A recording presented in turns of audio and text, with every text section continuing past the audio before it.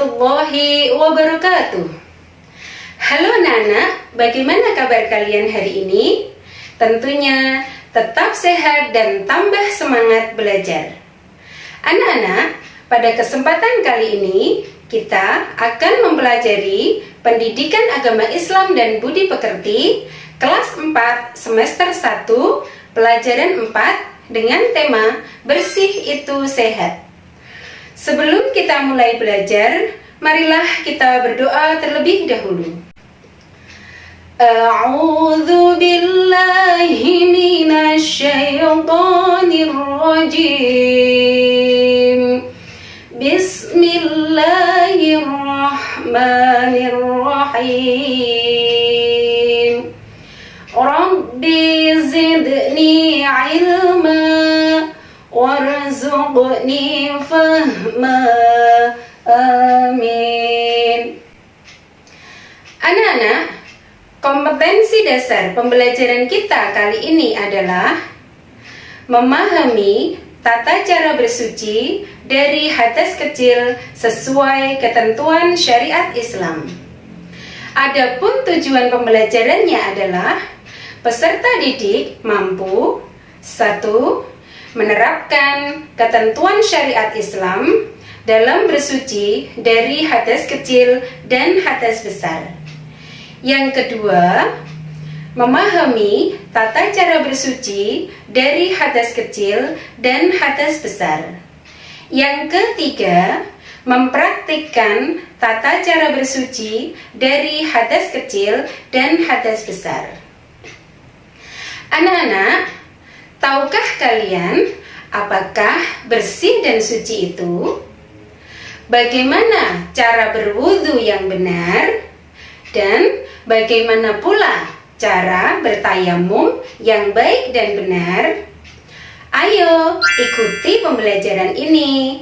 Insya Allah kalian akan mengetahui dan mampu mempraktikkan tata cara membersihkan diri dan bersuci dengan baik dan benar.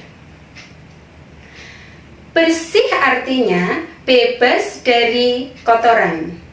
Suci artinya bebas dari najis. Najis adalah yang menyebabkan terhalangnya seseorang untuk beribadah kepada Allah Subhanahu wa Ta'ala, seperti terkena jilatan anjing, terkena kotoran atau tinja, air kencing atau air seni.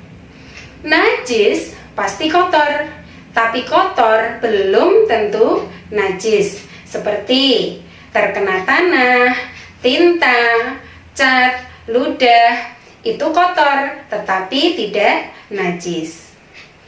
Bersih dan suci terbagi menjadi dua. Yang pertama, bersih dari hadas, dan yang kedua, bersih dari najis. Anak-anak, hadas terbagi menjadi dua, hadas besar dan hadas kecil. Hadas besar contohnya mimpi basah bagi laki-laki dan haid atau menstruasi bagi perempuan.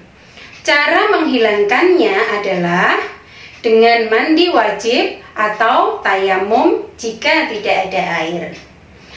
Hadas kecil misalnya buang air kecil, buang air besar, atau buang angin menyebabkan batalnya wudhu. Cara membersihkannya adalah membersihkannya dengan air bersih, kemudian berwudhu.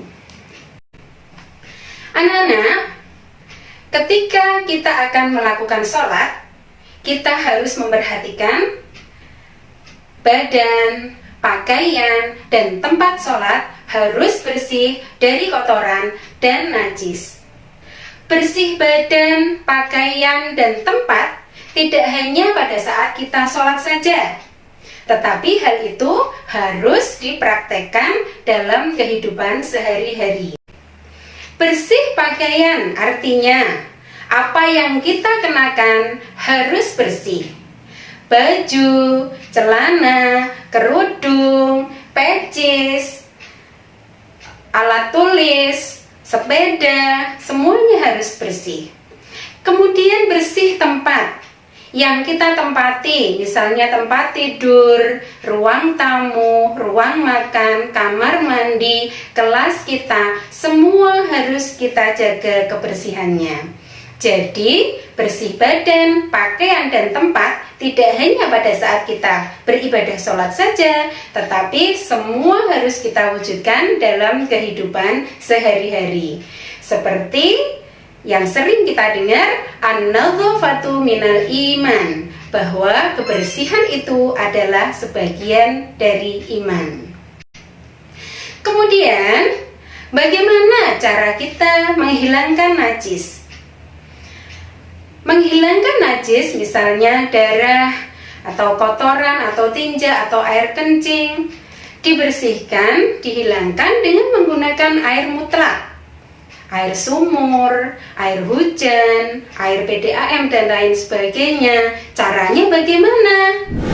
Air dikucurkan ke benda yang terkena najis. Jadi tidak boleh benda yang terkena najis kita masukkan ke dalam air. Itu cara yang tidak benar. Yang benar adalah air dikucurkan. Jadi air posisinya ada di atas, dikucurkan ke benda yang terkena najis. Begitu anak-anak. Kemudian anak-anak, ketika kalian hendak buang air kecil atau buang air besar ke kamar mandi, tentunya kalian sudah tahu adabnya. Ketika masuk ke kamar mandi, kita harus membaca doa dulu. Masih ingat kan doanya? Iya, benar sekali. Allahumma inni a'udzubika minal khubuthi wal khaba'ith. Baru kita masuk ke kamar mandi, kemudian buang air kecil atau buang air besar. Setelah itu, kita harus membersihkan. Atau dalam bahasa kita disebut dengan cebok. Atau dalam bahasa fikih kita sebut dengan istinja. Yaitu salah satu cara membersihkan najis yang sering kita lakukan.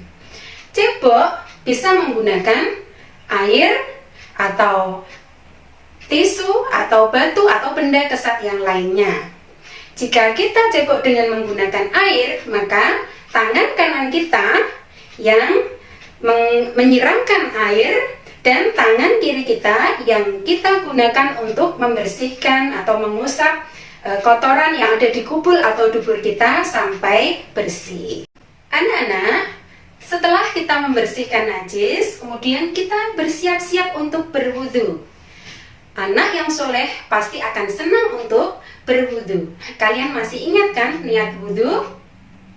Betul sekali. Nawaitul wudu'a li rafa'il hadatsil asghari fardhan lillahi ta'ala. Kita bersiap-siap untuk melakukan wudu. Ingat, gerakan wudu harus kita lakukan dengan sempurna. Yang pertama, kita dianjurkan untuk mencuci kedua tangan kita sampai pergelangan tangan. Yang kedua, kita dianjurkan untuk berkumur-kumur dengan sempurna. Yang ketiga, kita dianjurkan untuk membasuh hidung dengan cara menghirup air ke hidung. Pelan-pelan saja, jangan terlalu keras, nanti tersedak dan sakit. Yang keempat, kita diwajibkan untuk membasuh wajah kita dengan sempurna. Batas-batasnya adalah ujung dagu kita di bagian bawah, kemudian tumbuhnya rambut di atas kening kita, dan samping kanan kiri kita di pangkal telinga harus dibasuh dengan sempurna. Yang kelima, membasuh tangan dari ujung jari-jari tangan sampai ke siku. Dilebihkan basuhannya agar wudhu kita sempurna. Yang keenam, kita diwajibkan mengusap sebagian kepala atau seluruh bagian kepala. Yang ketujuh, kita dianjurkan untuk membasuh telinga kita, daun telinga kita, bagian luar, bagian dalam. Yang kedelapan, kita diwajibkan untuk membasuh kedua kaki dari ujung telapak kaki sampai mata kaki.